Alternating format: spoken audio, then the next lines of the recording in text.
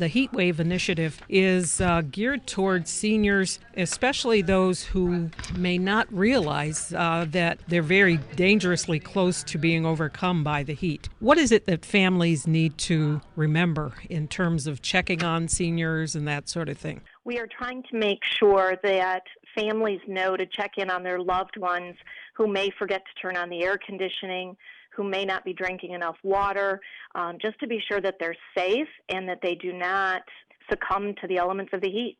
And tragedies have occurred because this has not been done. Yes, they have. Tell me about some of the situations that you've heard about or encountered as senior helpers. Well, I know in Michigan, in southeast Michigan, there have been some deaths related to heat. Luckily, none of our clients have had that fate. So with our clients, what we'll see is we'll go into the home in the morning to check in on them. And maybe they haven't turned on the air conditioning, and that could be for multiple reasons. They try to control their costs and don't want to use the air conditioning.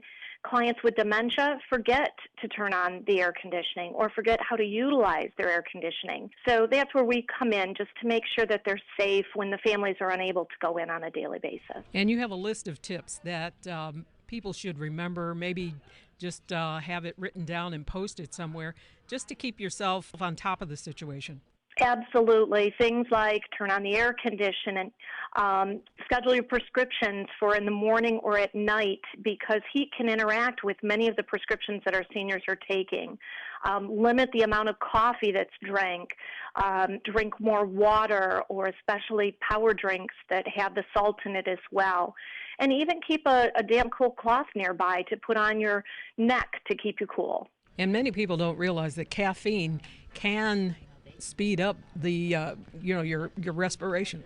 Absolutely. A lot of people, young and old, don't realize that. So it is important to limit the amount of caffeine. Anything else that you'd like to have people remember when they have an elderly loved one, or even if you are an older person who may forget because you're busy with other things? I think it's very important for the families and the seniors to have a list of emergency phone numbers close by. So in the event that they do start to feel bad, or perhaps are concerned that the elements of heat might be affecting them, they can reach for one of those phone numbers and give a loved one a call. And remember that the very young and the elderly are the two groups that are at highest risk from weather extremes. Yes, absolutely. Okay. And we want to do our part to try to help them.